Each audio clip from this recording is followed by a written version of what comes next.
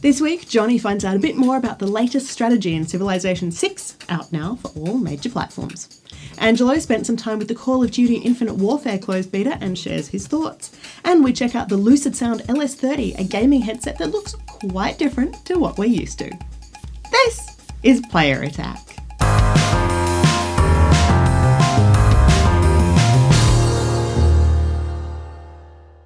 Hi, I'm Jessica Citizen, and this week, in case you missed it, Nintendo finally told us exactly what their next hardware project will be. For months we've known about the Nintendo NX, but now the curtain has been lifted and the intriguing new Nintendo Switch has taken centre stage.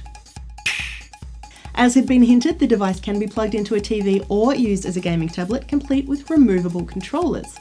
If you're playing on a TV, then the twin controllers work in tandem, but if you're using the Switch as a tablet, you can give one controller to a friend and indulge in a little portable multiplayer. And while the hardware has captured imaginations worldwide, it's also disappointed a few of Nintendo's longtime fans. Because the Switch is not a direct successor to either the Wii family of consoles or the DS family of handhelds, your physical 3DS and Wii U games are not compatible with the new hardware. However, we have heard that the Switch will not be read and locked, so we're prepared to take the good with the bad. Also, while the introductory video showed all sorts of games being played on the Switch screen, including NBA 2K17 and Skyrim Special Edition, publishers are now admitting that these titles are not actually confirmed for the new device. A serious number of publishers and developers have signed up to work on games for the Switch, but for now, the only confirmed games are Nintendo properties, like, a new 3D Mario. Something else big was announced last week, something else we also kind of knew was coming but didn't quite expect to be this good.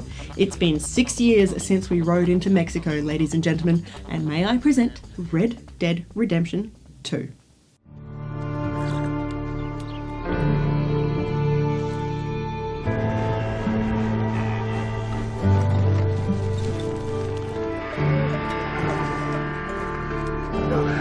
Listen to me.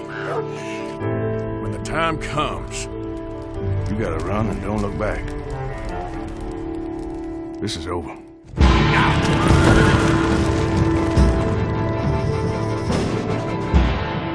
Rockstar Games know how to push our buttons. We know next to nothing about the new game at this stage. No details on story, characters, or even really the setting, but we do know Red Dead Redemption 2 is headed to PS4 and Xbox One sometime near the end of 2017, and yes, there is already a petition you can sign to try and bring it to PC. Moving on, and Chinese team EL Gaming has continued in its quest for world domination, taking out the World of Tanks Wargaming League APAC Season 1 finals in a thriller match against Japanese team B Gaming. It was the first time Wargaming held an esports event in Australia, but the home ground advantage wasn't quite enough for local entry Team Efficiency, who was knocked out in the first round 7-2. And speaking of esports, Activision Blizzard CEO Bobby Kotick has apparently revealed secret plans for an Overwatch Pro League, slipping a reference into the middle of a panel discussion at the Vanity Fair New Establishment Summit. From the sounds of things, Blizzard's team shooter could well be looking at the sort of support of World of Tanks or League of Legends, with people making a living playing the game competitively, but the developer has kept very quiet on the topic to date. While the game has literally only just hit shelves, the world's first professional Civilization 6 player has signed to an esports team. Steven Tarkowski, known as Mr. Game Theory, is a well-known player in the world of Civilization, so it's not really surprising that he's been snapped up by Team Liquid. The organisation says it's looking to host Civ 6 tournaments as early as next month. If you'd like to know more about Civilization 6, Jonny chats to Ed Beach from Firaxis a little later in the show. In other, sadder news, United Front Games has been closed. The Canadian studio behind Mod Nation Races, Disney Infinity's Battlegrounds and the open-world Hong Kong adventure of Sleeping Dogs had recently been working on a slick strategic beat-em-up called Smash and Grab, which enjoyed a free beta weekend not so long ago. It's not known quite why the studio has closed its doors after nearly a decade in the business or what will happen to Smash and Grab, but for now there are a number of game developers in Vancouver who have suddenly found themselves out of work, and, in happier news, a number of game studios in the surrounding areas who are opening their doors to new hires. F1 driver Lewis Hamilton will feature in Call of Duty Infinite Warfare, appearing as an engineer on board the Retribution, one of the last remaining United Nations Space Alliance warships. It's not a terribly large role, but Hamilton describes the experience as incredible, admitting that he's been a fan of the franchise for a long time. Due out November 4, Infinite Warfare also features Kit Harington from Game of Thrones and acclaimed UFC fighter Conor McGregor. For more of our thoughts, stay tuned. If you're looking forward to playing a bit of Watch Dogs 2 on PC, you will be looking forward a while longer. Ubisoft has just delayed the Windows build of the game by 2 weeks because, you guessed it, things need a bit more polish. Now, while you'll be able to get the PS4 and Xbox One versions of the game from November 15, you will be waiting until November 29 to play it on PC. That said, the wait is almost over for another game that you might be hanging out for. The Last Guardian has officially gone gold, meaning that it is right on track for a December release. We've been waiting nearly 10 years for Team Ico's third game, and now, according to Sony Interactive Entertainment head Shuhei Yoshida, the project is just about done. So the question now is, can it possibly live up to the hype? And finally, I'm not quite sure how to say this, so I'll just come out and say it. Someone is making a live-action TV game show based on Candy Crush. Before you say only in Japan, this one is proudly made in the US, where it's headed to the CBS network. The game show will feature teams of 2 people competing on enormous interactive game boards, so it really could be as simple as dancing around on a huge iPad, but the man behind the project is Matt Kunitz, who has worked on game shows like Wipeout and Fear Factor, and he promises to bring elements of those games into this one as well. No dates have been penciled in for this one and no host has been announced, but I'll admit I'm more than a little curious to see how this one will work in front of a live studio audience. For more information on any of these stories or to keep up to date with the latest gaming news, head to playerattack.com. But for now, stick around, we've got plenty more still to come.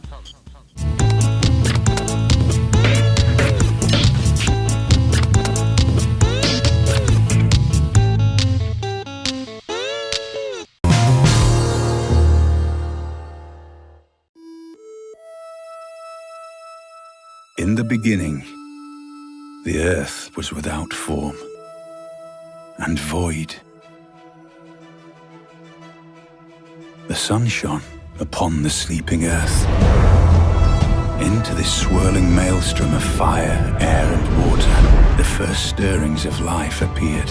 The seeds of life grew and strengthened, spread and diversified. Now it required but one more ingredient. A great leader. To unite the quarreling tribes, to harness the power of the land, to build a legacy that would stand the test of time. A civilization. Civilization franchise has been around for 25 years. So the video you just saw gave you a little bit of a retrospective on some of those previous titles. But this installment is going to really, really excite people. What we have done is we have taken a lot of the previous content was you build cities, and everything went into your cities, and you just built them up over time, but they were all within one tile on the map. And now we've made a lot of gameplay decisions where the player has to figure out how to lay out everything around their city, and the cities are what we call unstacked. And so now we have districts that are points of specialization for your city outside. They might be in a certain part of the map where it's particularly favorable for that type of activity. So we have science districts near rainforests because there's so much life and different types of species that can be studied there. And it's just unlocked a whole new side of the game for the builder player. And we think that's really, really exciting direction for our series. If nothing else, it's going to add a little bit of anxiety on how to spend that land, because land can get pretty valuable as the game goes on. Absolutely, and you're going to want to stake your claim in quite a bit of land initially, just so you have all those different things that you can work with. You have access to land that's great, fertile for farmland and mining and quarry locations, so you can get an industrial base going. But the more, it's always true in any kind of 4X game like Civilization, that the more you push and try to extend your empire, the more conflict you run into. So there are a lot of really tricky decisions that you're going to have to work your way through to figure out how far do I push, when is this leader going to come down on me with an army, or what can I get away with right now.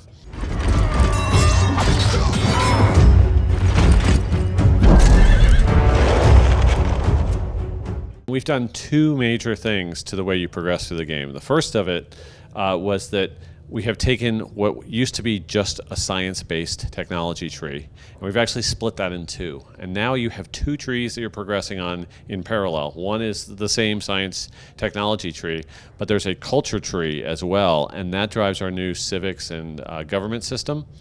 And so now if you're a one-sided civ that only is emphasizing science, there are going to be some areas where you can't compete with the other civilizations, wonders that you're shut out from getting because they're unlocking on the culture side of the game. And then the other thing, what you're alluding to, was the active research system. That actually is a way to sort of turbocharge your progress in either the culture tree or the science tree by sending your units out into the world, having them undertake activities like conquering some barbarians or finding things out in the world. And the more those like little miniature quests that you can solve, the more boosts you're going to get.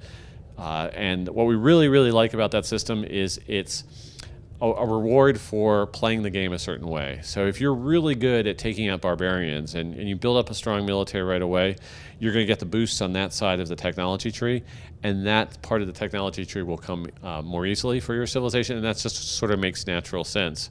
If you're a civilization that hasn't even, you're in the middle of a continent, you haven't even found the coast, it's going to be really hard for you to do something like research sailing and get navigation going, those kind of things, because you don't have any experience with it. So it just is one of those changes that we made that just makes a lot of sense. And we're like, wow, this just feels really good. It feels very natural, but it's all tied in with the gameplay and what you're doing on the map, and then that's exactly the kind of experience we want. We have it set up so that every leader in the game has what we call a historical agenda, and we look at what happened historically when they ran their empire and build that into the way sort of they go about playing a civilization game. So our bull moose, Teddy Roosevelt, he's famous for his big stick policy, and that form of diplomacy was build a strong army or navy and make sure everyone knows that you have it. Don't necessarily use it, but just make sure that that's a factor in diplomacy, and everyone is going to see that and maybe think twice before questioning what you're doing, especially they're not going to challenge you like right around your homeland in your home continent. And so that's exactly how America plays the game. Beside these historical agendas, each leader also has a hidden agenda that we secretly implant with them at the beginning of the game, and it's through contact with that civilization, through traders and diplomatic delegations and maybe spies later on in the game, that you start to unlock the information about what their hidden agenda might be. And you'll start to see, well, I'm understanding why he's making these decisions because I know what his agendas are. Maybe I can manipulate that.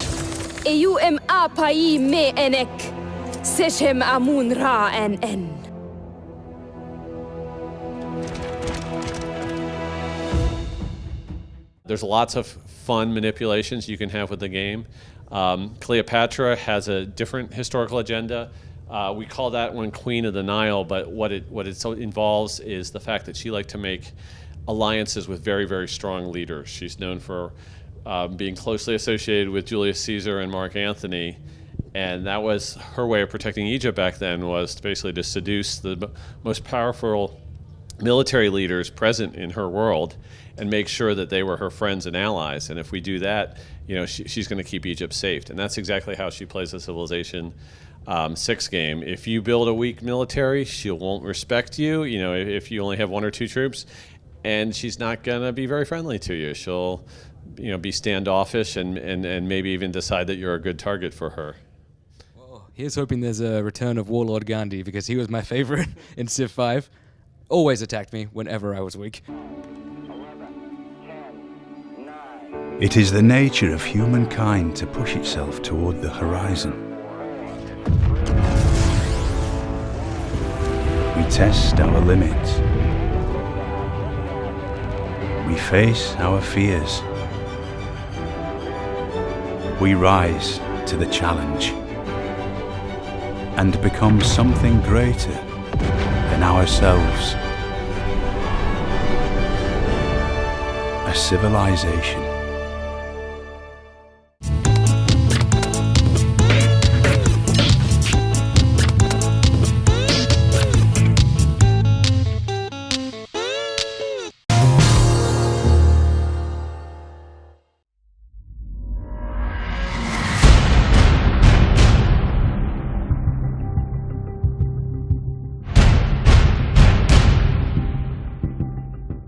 Looking around at the range of gaming peripherals on the market these days, you'd be forgiven for thinking that all gamers love bright colours, shiny metal and gaudy, colour-changing LEDs. And yes, plenty of us, me included, love that stuff. I am still searching for the perfect mechanical keyboard that will cycle colour pulses as I type. Not for any real functional value, but because I don't think I could ever possibly get tired of something so wonderful. But there are some people who like things a little more subtle, people who look for substance over style, people who don't feel comfortable wearing luminous purple oversized headphones on the train, even though they might be the ones that sound the best in-game. And for those people, there is the LucidSound LS30 headset. And despite its complete lack of flashy lights, I might just be a convert. The first thing I have to say about this headset is that it is comfy, like really comfy. I've tried other headsets and they tend to get head squishy after a while, or ear sweaty, or generally unpleasant to wear. These, on the other hand, are pretty great. The faux leather cups fit on my ears snugly, but not too tight, meaning that they're ideal for even the longest haul gaming marathon. Because this is a gaming headset, not just a pair of headphones, there is, of course, a microphone component. The LS30 actually comes with two microphones. There is the optional boom mic that you can plug in when you need it, but there's also one built right into the headset for less directional audio. This means you can use these headphones to take hands-free calls on your phone without having a helicopter pilot microphone in your face while out in public.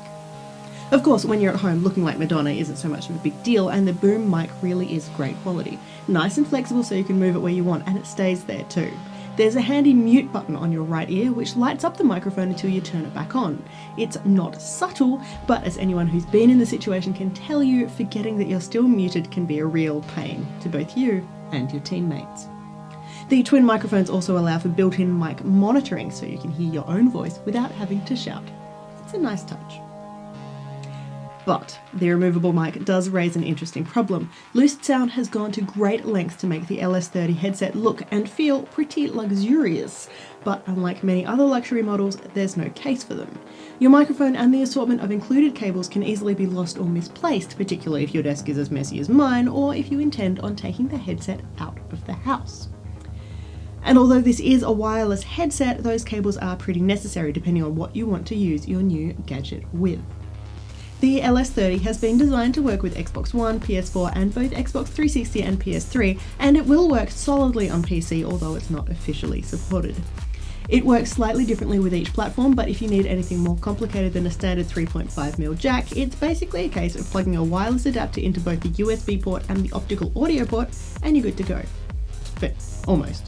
The wireless functionality does not carry over to Xbox One, which is a little frustrating. If you want to chat while playing, you'll need to plug the headset into your controller. This isn't a problem unique to LucidSound, but it is one that companies like Turtle Beach have managed to overcome, showing that it is possible. Fully charged, LucidSound says the headset will last for about 15 hours of solid battery life, which should be plenty for the average gamer and is certainly on par with other headsets. And I can't believe we've gotten this far without discussing the controls. Volume is controlled by literally turning a wheel around each ear cup. Left ear is the game volume, right is the chat volume. Pushing the cup will toggle mute for audio or microphone respectively. It's a nice intuitive control that does away with inline controls or software management. Sound-wise, I have no faults with the LS30. It's a solid stereo headset. None of these newfangled Dolby, DTS 5.1 or 7.1 here. Everything's either left channel or right channel, and that's actually okay with me. There are 3 equalizer modes: default, bass boost and treble boost, which are toggled by a simple switch. The headphones themselves actually already have a pretty bass heavy sound, which is lovely for games that can be a little off-putting for certain music. So, if you are looking for a headset that you can wear just as easily on a bus as on a marathon gaming session, that balances style with substance and can handle just about any sound you care to throw at it, the LS30 is a great option, even if it doesn't have motion sensing, colour changing scratch and sniff LEDs on every surface.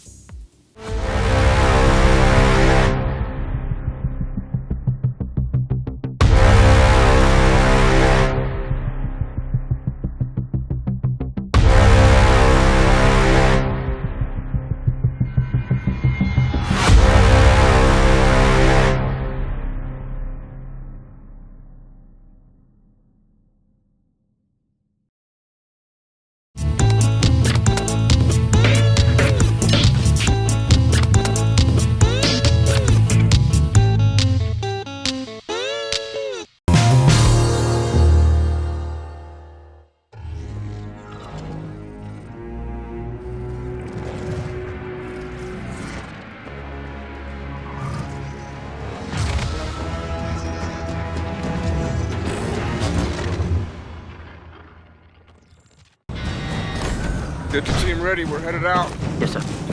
You the new recruit? Welcome to the JTF Wolverines. Hi everyone, Angelo here to deliver our preview of Call of Duty Infinite Warfare's first multiplayer beta that was available to PS4 owners who pre-ordered the game. While this may seem like the same old run-and-gun multiplayer we've come to expect, there are some differences this time around. Infinite Warfare sports a player class and customization system that seems to run pretty deep. We need to get you in a combat rig. Rigs are wearable, customizable weapon systems. Top-of-the-line tech, built for extreme military applications. These things pack a punch. They will save your ass in almost any environment. Unfortunately, because this was a beta, the options were pretty limited. The three classes, known as combat rigs, that were available were the Warfighter, the Merc, and the Synaptic. Each rig has a distinct style of gameplay. The Warfighter feels and plays like your average soldier, while the Merc is more of your tank option and can eventually be outfitted with some heavier weapons which can be unlocked as the player levels up.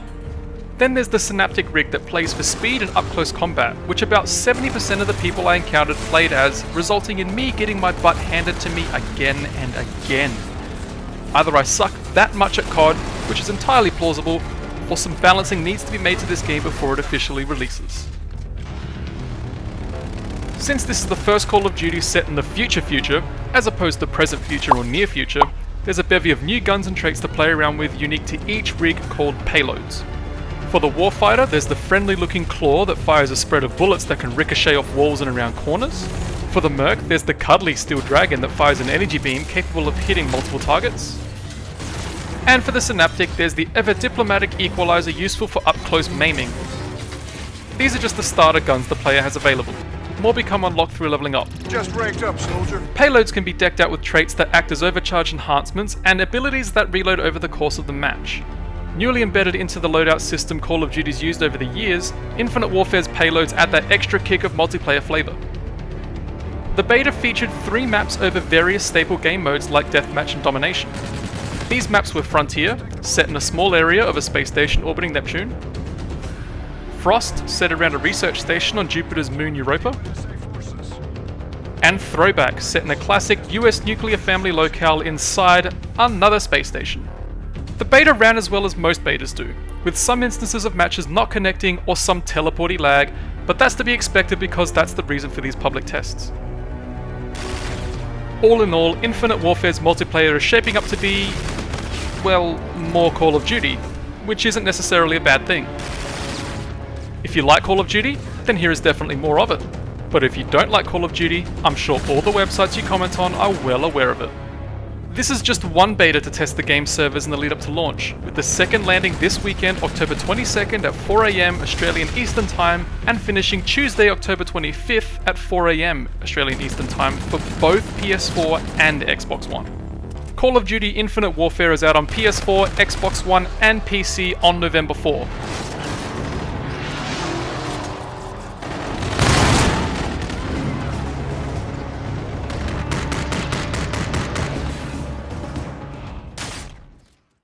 And that's about it for this edition of Player Attack. Thanks for watching. Next week, Mike catches up with an old plumber friend of his tucked away in his video game shoebox, and we step into a near future with a look at Watch Dogs 2, out very soon. In the meantime, you can catch us at playerattack.com. We're on Facebook, YouTube, and Twitter. And if you've got something you want to say, send us an email, mailbox@playerattack.com, or just hop on our forums. Also, if you want to support Player Attack, you can find us on Patreon and help us bring you the latest in gaming news, plus all these wonderful interviews and reviews from the world of video games. Till next week, I'm Jessica Citizen, and this is Player Attack.